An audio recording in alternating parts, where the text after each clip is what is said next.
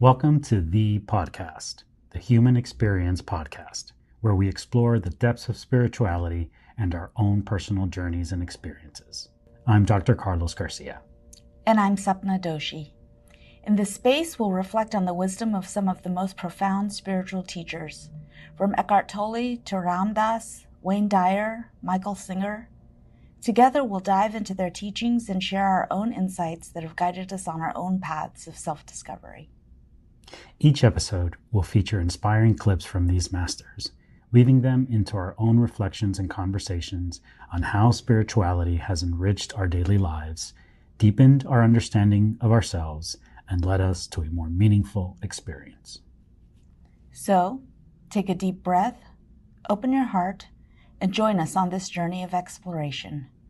Welcome to the podcast, the Human Experience Podcast.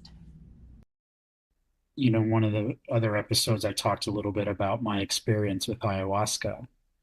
And two of the most powerful ceremonies, it was really interesting because one was, if I can describe it as such, it was just like pure light. It was pure love. It was pure just bliss. It was right, like this ultimate experience of just connection and purity. And then the very next night, all of the opposite. It was darkness, it was evil, it was I say at times like going to battle with my mind and like shame and the evil of humanity and the ways that we often have treated each other through time and just like a darkness that I didn't know my mind was capable of. But having come out of that like hell, the first sort of notion that arrived is like, oh, that too, right? Like if you're gonna have the other one, this one's a part of it too. Like we are all of it. And although it often feels like there's a distance or that they're different, I think the sort of resounding truth that arrived for me is like they're one and the same. How so are they one and the same? Because they don't feel one and the same.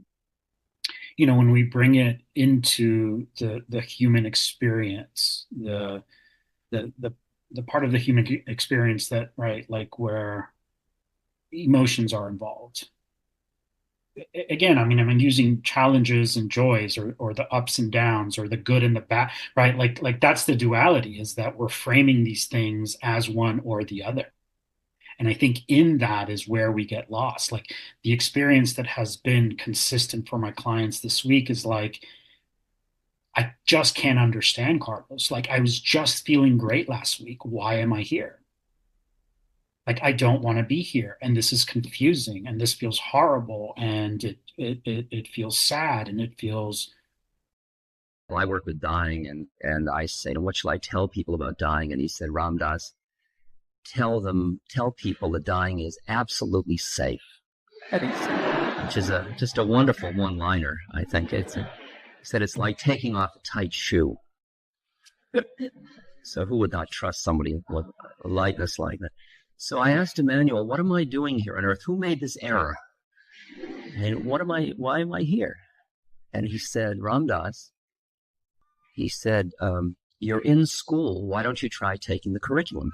Why don't you try being human? You see, I never thought of that. You understand? Because I was busy trying to be divine. And I thought that if somehow I did it all perfectly enough, I fasted long enough, I prayed hard enough, that sort of era of my humanity would disappear and I would be divine. And what he said was, your freedom lies through your humanity, not in spite of it. I think when you described your ayahuasca, like that was my juxtaposition was my pregnancy and then the postpartum, like that was my light and dark. And it was exactly how you describe it, like polar opposites, like you can't understand. But I think like I find myself with my kids a lot of times, like they'll say something, oh, this was good or this was bad. and I'll say, it wasn't good or bad, it just was. Like, it's not good or bad, it just is. And that, like, logical explanation is so far removed from the feeling that it evokes in us as humans that I think, like, it's almost, we have to either be, we just have to be in our heart, because our head doesn't get us there. Yeah. Yeah. One of the clients I worked with this week had just experienced a psychedelic journey with mushrooms. And one of the big sort of moments of insight and awareness for him, um, it was this idea of like the sort of evil in the world, but that's part of my humanity too. Like I'm capable of that evil too. That like that lives inside of me too. Right, but so does the beauty and all of the joy and like the love and the compassion, like that also. Yeah, I mean, I know that like for me, to like make it a little bit more concrete, for years I can see the ways that I pushed away sadness, shame, um, again, these so-called negative emotions. And that oftentimes in the pushing away, in the resistance that I created of not allowing that in, I created more suffering for myself. And that as I started to open myself up to feel more of that when it arises, the most amazing part is that when joy comes and when gratitude comes and when like joyous things happen in life, my heart is able to experience it at a much greater degree. Like it's a reminder for me that I can't shut myself off to any of it. And that right, like if I rationally and logically, like if I go into my mind and remind myself when moments are really hard, like, oh, so easier said than done, but like, oh, this too, right? Like this is just another one. This is just another emotion. This is just another passing phenomenon, just another thing that's going to pass. Like this too will go. This too is not here to stay. The trick is to then do that when things are going really well, right? Yeah, right. Pass, right? To not attach to that, the high, Yeah. and to say this too will pass. Yeah, not so Hopefully, easy. yeah, not so easy. I mean, I think like that's the human experience, right? We as humans, like sometimes I struggle with the conversation about like the universe, and then I do believe in free will and choice. And so I think like for me, that human experience of, and I've seen it in myself very recently, is I create my own suffering. Oof. And I create my own feelings that don't feel as good as the high, and that I have a choice in that. And that it's my choice that I am making, and that I can choose something different if I want to. And if I want to suffer for a while, well, then that's what we're just going to do. Right. And I think like Singer talks about that thorn in your side where, it hits you and then you don't let it pass through, and then it just stays there and it gets stuck and it grows. And there's also like the conversation about the psyche and why is it that those quote unquote negative experiences are the ones that we replay in our head over and over and over again and continue to experience that suffering. We don't do it with the good stuff. Yeah. Our brains just don't do it with the good stuff. This is the artwork of God. All of it, everything. Do people, can you go into museums where the artwork is really dark? Somebody very depressed painted this stuff and they sell for millions of dollars. What's called Scream? Was that famous painting? Right? You can't buy that thing for millions and millions and millions of dollars. You understand that? All of it is art. All of it. A rainy day is art. A sunny day is art. A hurricane's art. A tornado's art. It's all expression. It's unbelievable. There are people who really get off on chasing tornadoes. God is everything. Everything is God. It is the expression of the divine force that is infinite. It doesn't have morality. What is morality? Something you made up in your mind. Oh, Mickey said we should be immoral. He did not. Do different cultures have different morality? Do different religions have different beliefs? Who's right? Nobody. It's not of the mind.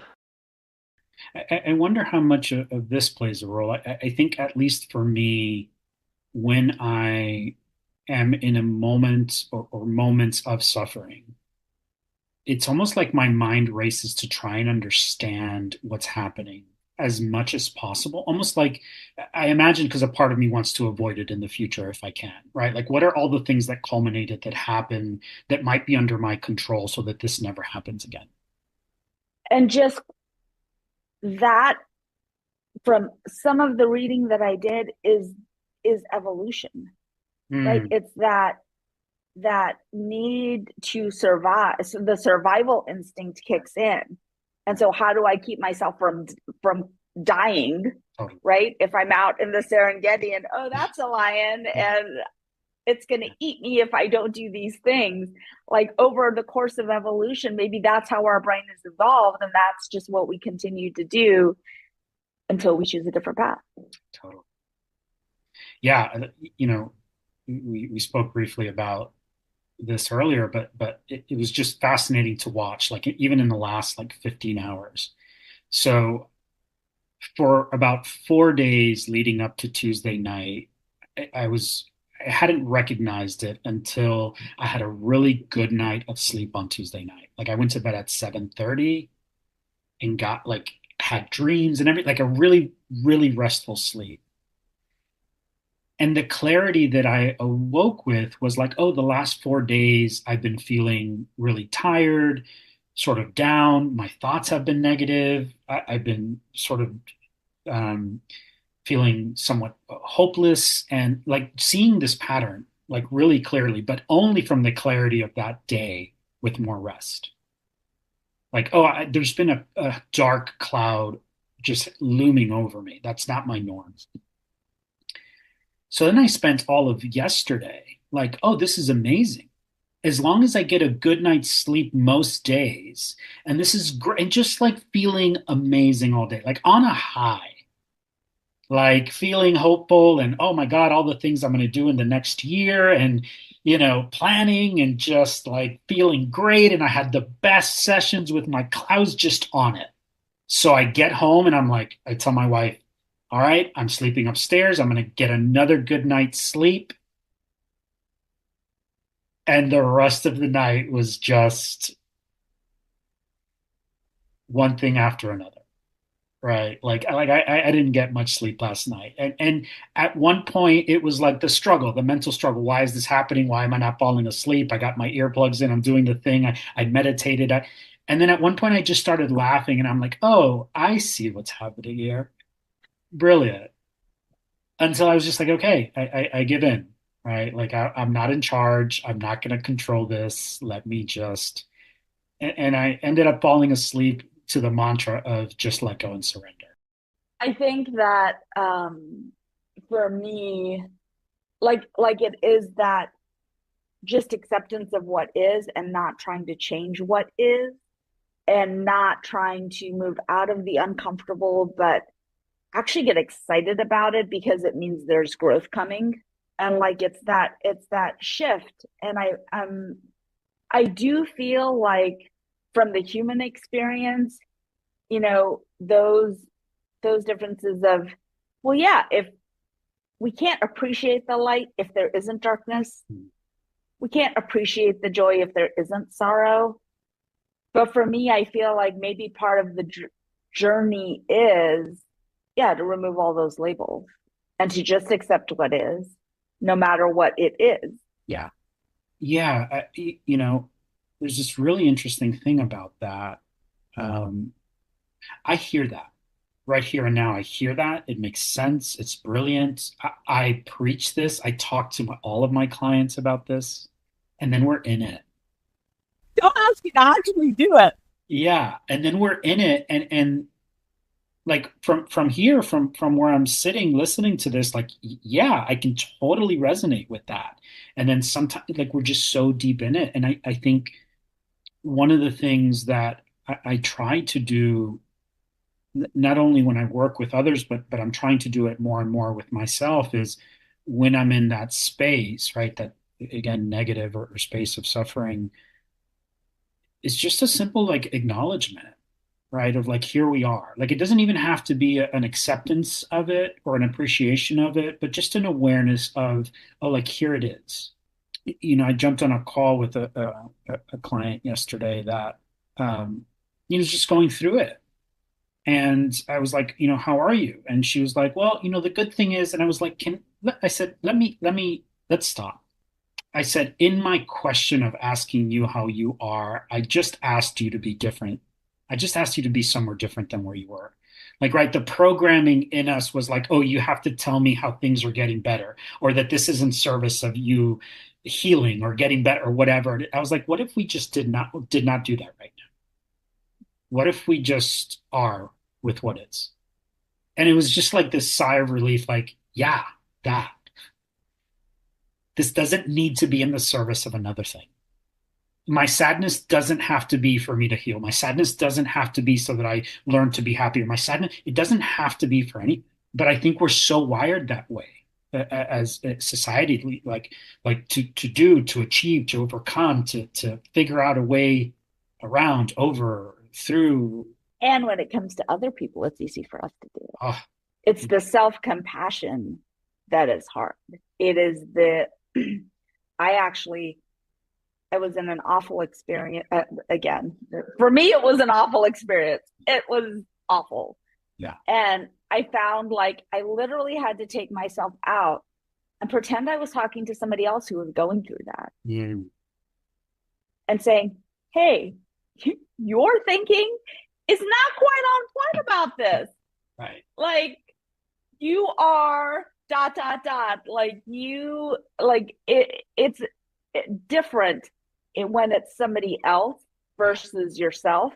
And that self-compassion is really, it's brutal. But like when you talk about like a therapist relationship, or like, that's what my therapist does for me, right? Like, she's there to say, because I do exactly the same thing. Oh yeah, I'm fine. And the good thing is, and I'm so grateful for, and she's like, all right, yeah, okay.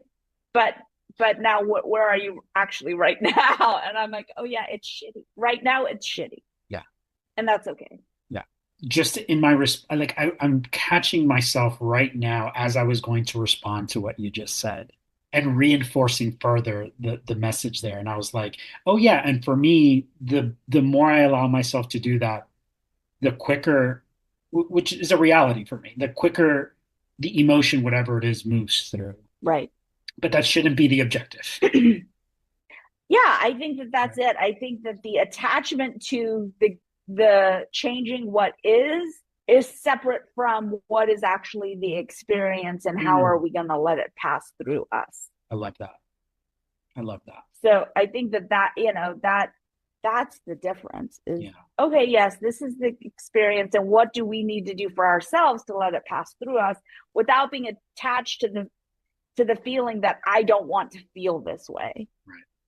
Yeah, I think something I'm not good at reminding myself of, but again, in my work, can preach this all day. And I think it's in the service of giving people a greater understanding, because I know I can be hard on myself when I'm not pulling myself out of those spaces, those dark spaces, right? And I know that the thing I need most in that space is more love, not less, more compassion, more acceptance. But one of the things I'll often share is like the strong pull from society, from the day that we come into the world, right? To not to feel ashamed of negative emotions, to not experience them, depending culturally, the kind of home that we grew up in, the places we were raised, the messaging that was there, that in a lot of ways has created this. I mean, I use the word shame, but like a shame around feeling negative feelings. Right. And so for a lot of us, like if we grew up in a house where we were told not to feel or made to feel shameful about not feeling, then in a lot of unconscious ways, we started to sort of hide those parts of us, to put on a mask, I say, like, we created this monster in the closet of emotion. So like the second a glimpse of it starts to arise, we panic. And all we want to do is just move quickly, run in the other direction, because we haven't had the exposure, we haven't had the modeling, we haven't had the opportunities, the training, if you will, to be with those states. I'm smiling because the other morning I took the triplets and my parents to breakfast. And one of the boys wasn't feeling great and he was getting more attention than the other two. And at the breakfast table, the other two very vocally expressed how both grandparents and mom were playing favorites, were giving attention to one child and not all three, they were expressing how they felt. And the look on my mother's face immediately got defensive. And I started laughing because that is what I grew up in. Yeah. And I said to her later, I said, it's not about you. They must have the freedom and the confidence to express how they feel at any point in time, because it's about them. They are learning this tool of how to talk about their emotions. It's not good or bad. It has nothing to do with us or our parenting or our grandparenting. It's not a reflection on you. It's just how they feel. And it's okay. They have to know it's okay. They feel how they feel. There's nothing wrong with that. And it was such a poignant moment for me. Like, she looked at me like, first, like I had four heads, and then she got it. And she was like, it has nothing to do with me. I'm like, no, I have to teach them this. She said, okay. It was very powerful. And I think we get, when we talk about wanting to get out of the uncomfortable, we are so much in our roles. I can't be a functional mother if I don't feel good. If I don't feel, if I'm having a down day, I'm not such a great mom. Yeah. I may react and not respond. I'm not making, all the food. I'm not as active or as helpful. And so I think in a way that societal pressure to not express our emotions and not feel the way we feel is because we can't really fulfill our roles when we feel that way in its fullest. Like, I'm not I can't do everything that I normally do. Like you said, when you were on your high and you're like, I can accomplish all these things. Goodness. Well, you can fulfill your role, at 100% and be a really great dad and a partner and a therapist and a business owner and a servant to others. Like, we can perform at really high levels when we feel good, but when we don't, we can't do those things. And I think society and our own egos, in a way, want us to move out of those spaces as quickly as possible, where the irony is that is where the most growth happens, is in those spaces. Yeah. The most soul growth. Yeah, I think there's also a piece in there of guilt, right? Guilt when we're not showing up in the way we feel we should be, or, there's a big should in there. And that's one, that's one I've been working on for some time. Because I don't even know if guilt is maybe the most appropriate label for this thing that we often feel. Sometimes it can look like guilt, but sometimes it's there's just this like force that resides in me. Yeah, just sort of nudges me, urges me in a different direction, in a direction of I mean, growth, productivity, whatever. It's definitely not like I've worked with it enough to know like the times I can recognize the times that it's driven by a feeling of I'm not enough in the world or I'm not doing enough. I can recognize when it's coming from some perfectionistic tendency to need to do because then I feel worth. But there are other times where I can strip it back far enough to where, again, it's not guilt, but it's like, oh, there's just a drive. Like there's an internal drive in me to move out of this state, right? Almost like the drive that a child has to learn how to walk.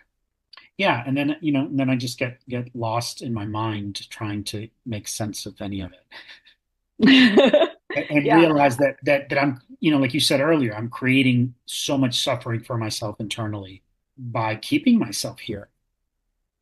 I'm curious if that drive, because I feel it too, like that drive is a fulfillment of purpose, whether it's of the soul or the ego. I think that it depends on the person. Sure. And yet those moments are actually the largest soul growth, which while can feel very selfish. Oh yeah. Right. I need time for me is can be a very selfish, can feel very selfish. Because I'm curious, like you went home and told Christina, like, we're going to do all these things and I'm going to get a great night's sleep and I have all of these plans. When you don't feel that way and you need time away from your roles, do you share that too and ask for support? Yeah, no, I'm not very good at that. As a matter of fact, as I was laying down, the first thought was like, why am I not spending time with my wife and my child? Why am I being so selfish? That was the first thought. So I'm so glad you said that. And then had to like, okay, you're not selfish, right? Had to work through that one. Yeah. Yeah. And as a mom with Yeah. 3 children, like, they call it mom guilt. Like every moment of every day is like, I'm sitting here doing this podcast. I have a sick kid. I feel like I should be on the sofa sitting with him. Yeah. Like there's that, that continuous seesaw that goes on. But I think like for me, that has been one of my growth areas recently is just saying to my support system, hey, I need time. I need somebody to help with this. Yeah. I need somebody to help with that. And that asking for help is it's so hard to do. It's so hard. It's so hard. I was giving a talk recently on compassion fatigue. And like here's my understanding of compassion fatigue. We come into the world wired for empathy and compassion. And you can see that in research that's been done with children as early as 18 months, right? Or you see kids playing in a park and one of them falls and the others sort of turn their attention, or siblings do that often, or right, like they show empathy very, very early on. So I know we come into the world with that. So we're wired for empathy, we're wired for compassion, we're wired to want to serve others. Like that's not a thing about us that we can remove. I often share with people that sometimes if that was manipulated in some way in our homes growing up, then that's where the guilt comes in. If it's like, hey, you're too much, your dad's going to get upset, or look how you're making your brother or sister feel, right? Like if there was a lot of messaging around your needs, how you're feeling, and in collectivistic cultures, that's just part of how you grew up. That we develop this inner sense of like guilt for taking care of ourselves. Because it goes against the grain of what we're wired for, which is to love others, put others first, right? And so for me, like, it's an acknowledgement of like I came into the world with empathy. Then I grew up in a home where like my needs were put aside because the adults in my home, their needs were bigger and grander and more prevalent and in the moment. So the narrative that I sort of got indoctrinated into without even knowing it unconsciously was like other people always come first. And don't you dare like consider yourself. because you're selfish. So while part of it is like overcoming the narrative,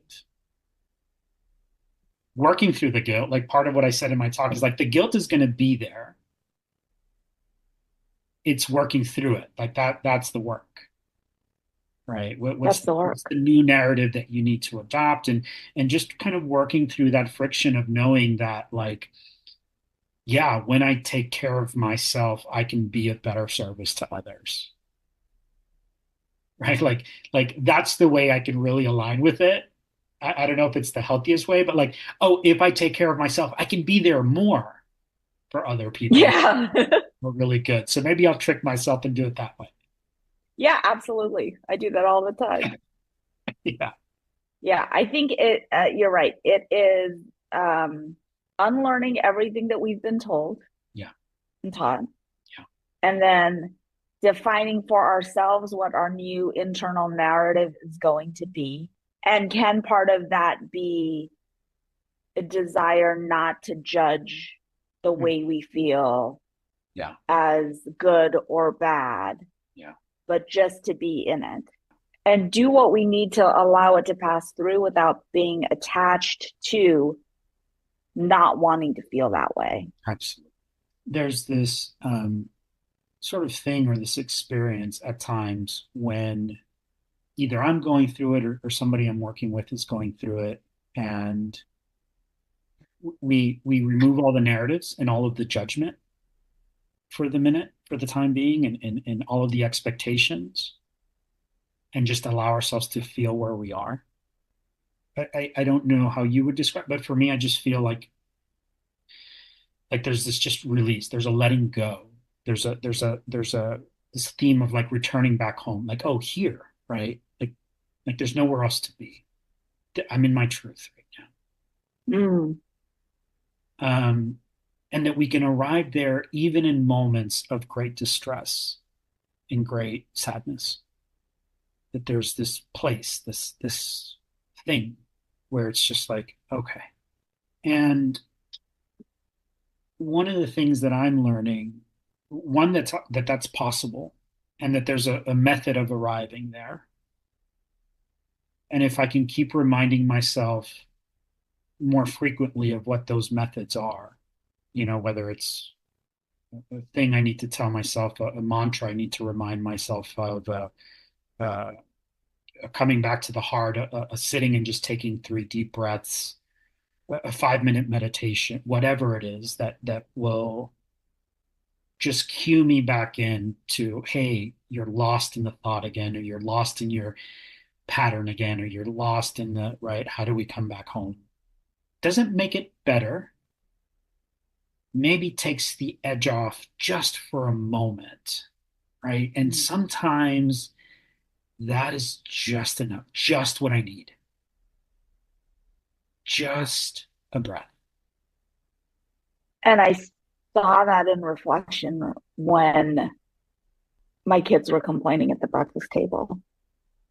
And I just looked at them and I said, I understand that that's how you feel. And thank you for telling me that that is how you feel.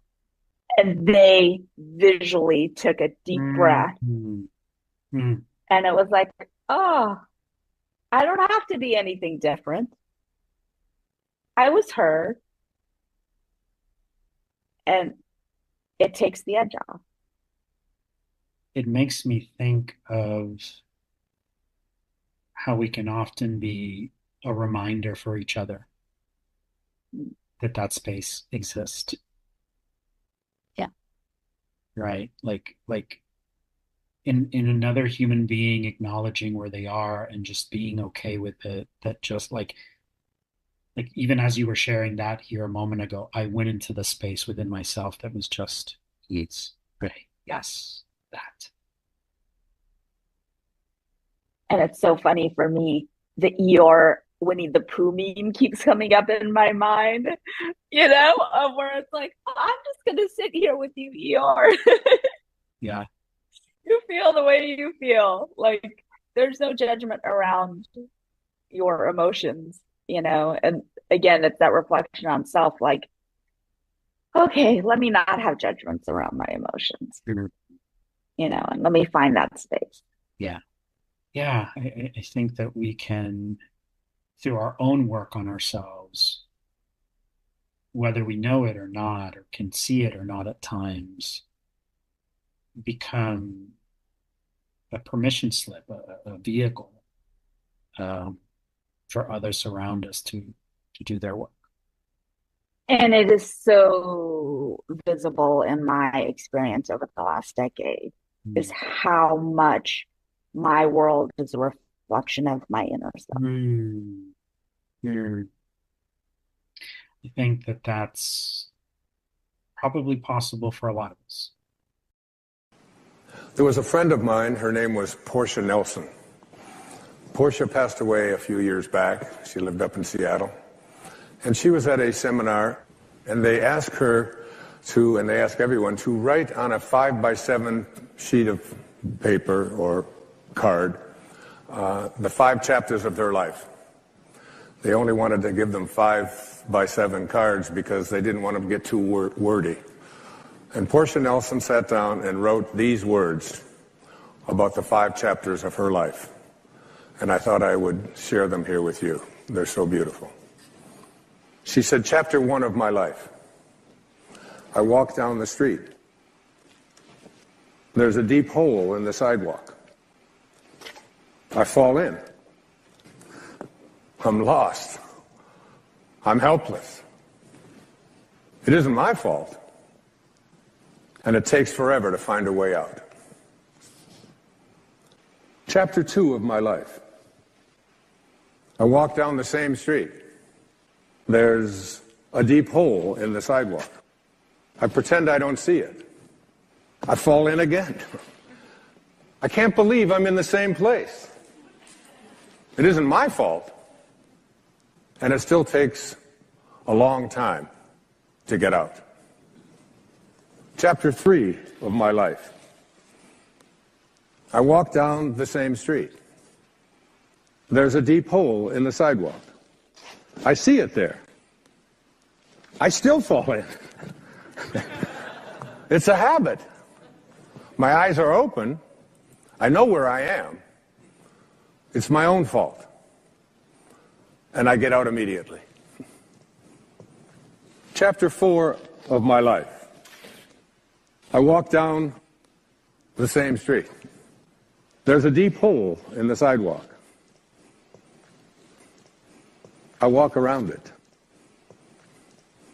Chapter 5 of my life. I walk down another street. Thank you for listening to this episode of The Podcast, the Human Experience Podcast. We're so grateful to have shared this time with you. As we continue recording new episodes, we'd love to hear from you. Share your thoughts, questions, or topics you'd like us to explore, and tell us about your own spiritual journey. We want to connect with you. Give us a call at 800-791-3884 and leave us a voicemail. You might just be featured on a future episode of The Podcast. Thank you for being part of our community. Until next time, keep walking your path with peace, love,